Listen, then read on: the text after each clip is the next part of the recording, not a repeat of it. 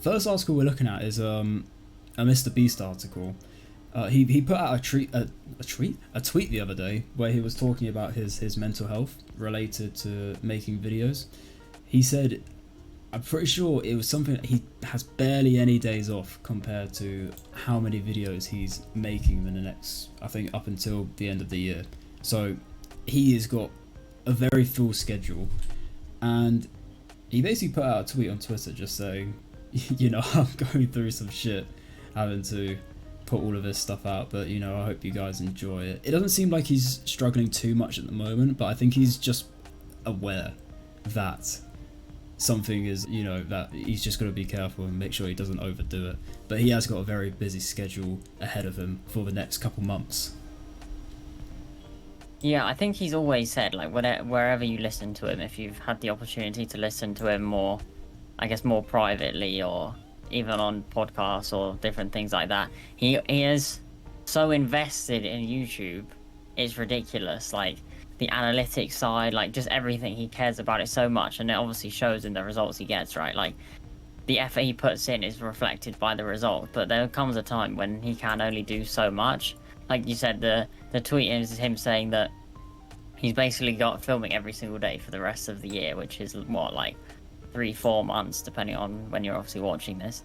And it's like, I guess it becomes more like what people would say is a normal job, as opposed to filming a YouTube video once a week and kind of doing nothing else, like some people think. But the amount of effort and time and everything that goes into it is pretty ridiculous. Yeah, I think it also shows as well for anyone interested, the manager of Mr. Beast, who works alongside Feastables and things like that, is a guy called Reed. He recently spoke out about, I guess, the whole content strategy behind Mr. Beast and the shift in strategy of the actual channel of Mr. Beast. And I think most people would notice about the change. He was talking about things like posting once a week. So I think he's posting every Saturday now, isn't he? So there's all those videos. I mean, his most recent videos have broken a record every single time they've come out. Like, it's for the most views, I think it's the most views in the first 24 hours that's not a music video or something. For the past 2 videos, the vacation video and the stranded video, and obviously his most recent one as well. But if anyone's interested, he breaks down, I guess, the reasons why they do so well. Improving on the storytelling. Previously, I think most people are aware that Mr. Beast videos were very, like, high-paced, highly edited, to the point where it's so fast that the actual content, you could record a day's worth of content and it becomes a minute. I think it's still like that. He still has that, what I would call TV-focused editing approach, where it's, fast-paced, constantly changing. Every 3 seconds there's something new on the screen to keep people engaged. But they're definitely experimenting with new editing styles and things. And I think, obviously, that's from a content strategy perspective and his actual business strategy perspective. But it also shows himself that, I guess, going from 1 video a month to 1 video every single week for the level of videos that he does, 1 video could take him 1 month to film now. Like, it is pretty crazy. Yeah. So the exact tweet that he said is, in order to upload weekly videos later in the year, I've been filming every single day and only have a couple of days off, but filming between now and the end of the year, and I'm dying mentally. I hope you guys love these videos when they go up. I'm pushing myself to the max to get them done.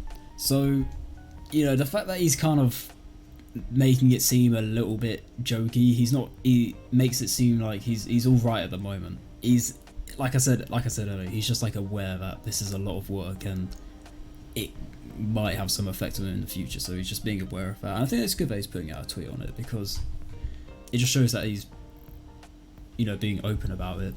And he does have a lot of work ahead of him, because even though the Mr. Beast team is quite big now, and it is basically like a whole media company, he's still the primary brand of it.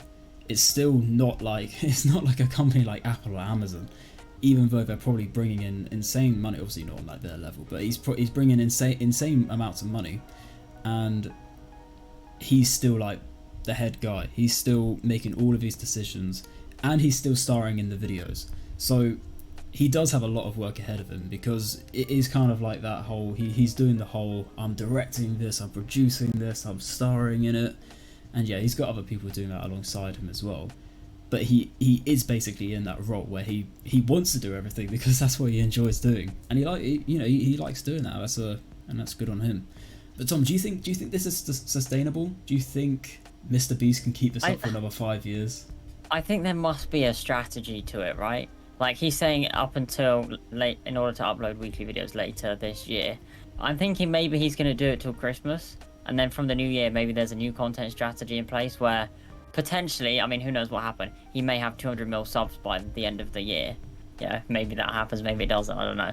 But I think it could get to that point where he then starts to slow down and potentially goes back, every 2 weeks or every month. But I think it depends on what he's trying to achieve. Obviously, he's trying to become the biggest YouTuber. Maybe it's the point where when he surpasses T-Series, he slows down. Whereas right now, he's got so much momentum, he's just going to keep going and going and going.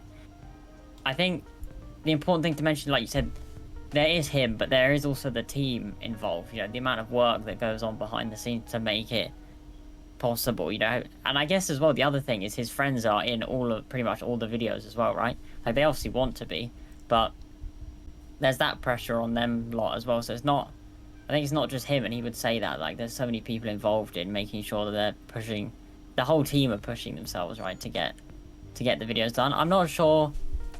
I think it's probably sustainable depending on how much he wants to work, right? Like, does he get to a point where it's like, well, okay, let's slow down now, let's focus on Feastables or something rather than actually making content.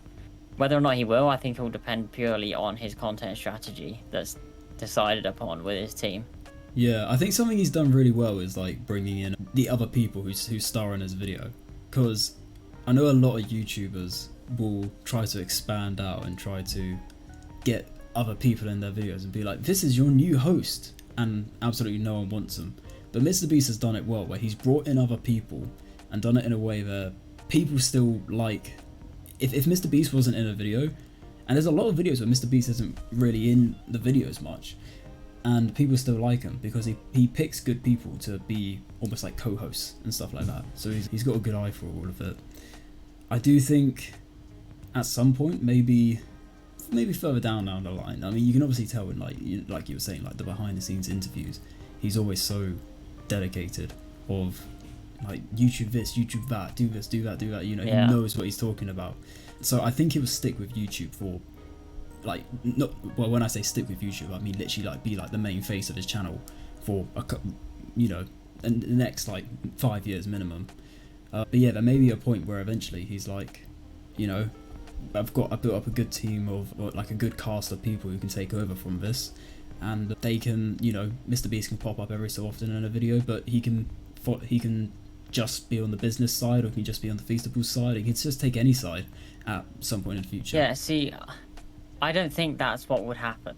I think if anything was going to happen, he would just slow the videos down. I don't think he would take himself out of the equation, because I think as soon as you remove him from the videos, it's sort of like, well, as much as people like the other people in the videos, it's not him anymore. So I think they could do if it he to wants a certain to slow extent. it down, I think it would be a case of, okay, rather than a weekly video, we'll go back to what we did previously. But the thing is, the videos are such scale now. His monthly videos, like they used to be, are the scale of his weekly videos at the moment. Like if you look at someone like Nico Milana, for example, he uploads every 3 months or something, every 6 months on his main channel. His videos are absolute bangers every single time because he's not uploading that much. Like imagine trying to do one of those videos every single day. It's pretty much not possible because of the amount of time and work and everything that goes into it, unless you've recorded for the past like 5 years and scheduled them every day. Like I think what people need to realize, and I think his tweet says that, is the scale of the videos. It's not just like a random person uploading a random video, a 10-minute recording that's not even edited every week. Is completely different. The amount of time that actually goes into it. I can't remember where it was exactly, but I think someone said it was like 4,000 hours worth of editing or something for one of his recent videos. Like that's ridiculous. On top of things like him suing VDC whilst also getting countersued by VDC, apparently, and all of those different things that are going on. You have Feastables, you have the clothing, you have everything else that goes on outside of the actual videos that he has to take into consideration. And I think probably some of the best examples that people have said about this is people like Ali Abdul, where it's like if he's out recording, like he was on the raft for say 7 days in the middle of the ocean, he doesn't have 7 days to work on the other aspects of his business. So if he's focused on, you know, developing all these YouTube ideas and he's out on a raft for 7 days, like that takes 7 days worth of time. So I think it's very possible that he'll keep doing it until he gets to a point where I guess he's content in what he's achieved. But I think from his perspective, all he's losing is time from other things that he might want to do, you know, like his philanthropy channel and things like that. But I guess these sorts of videos and the effort he's going to at the moment will fund and develop those other things anyway. Yeah, I think in a way he's already at that point where, I know we disagree on this, but I think he's at a point now where if he wants to take a step back from the videos, he could like make a less than like a minute appearance in a video, and I think he could get away with that with the other cast, you know, of the other cast in the videos taking over. I think while he is the main face of the video and the main brand, if you got him in just for a little bit, I think that would be enough to satisfy viewers, because even though people are like, hey, that's mrbeast, that's the guy who does the philanthropy and all the giveaways and stuff like that, I think personally, I believe they associate more mrbeast as a brand alongside him. So it's like it's mrbeast and the channel. You know, you get what I'm trying to say? Because obviously it's not. It's more of like I get what you're saying. It's more of like a TV show than an individual creator at this point. It's sort of like in a way, it's like a Netflix series. Like he could upload his videos onto Netflix and it'd be a series. But I'm not sure whether it's the fact that it wouldn't work. I just don't think he would want to do that. Yeah, I don't think he'd... If he's taking himself out of the videos, I think he would rather just slow the content down than remove himself. Yeah. But at the same time, I guess if that meant he could do other videos and things, then maybe he would. But imagine if mrbeast became a publicly traded company. I mean, that's a completely other discussion, like the valuation of YouTube channels, like... Oh my god, yes. Because how can you value a YouTube channel, right? Like, you can value the brands that are associated with it, but even that's hard, because... half of the channel's value is the creator. I think... What was the channel? Was it Smosh? Yeah, they got recently Smosh. Bought back? Yeah. Like, I'm not sure how they would have valued that. Yeah, because it's only Smosh. It's only worth that much if they buy it. So it's like, how does that work? It's only worth what someone's willing to pay anyway. Yeah. But how do you value that? Well, speaking of other YouTubers... mrbeast could say, right, like, I guess it depends on offers, right? Like, someone could offer mrbeast $1 bill for his whole group, right? Like, Feastables, the channels, everything. If he says no, that doesn't necessarily make it worth $2 bill. That just means he doesn't want $1 bill for it. But I think YouTube channel, how they're going to value YouTube channels, I have no idea. It's very interesting, and I think there could be a whole built out from that. Yeah, you'd have to sell the channel with some sort of contract saying you'll continue to work on the channel for X amount of time.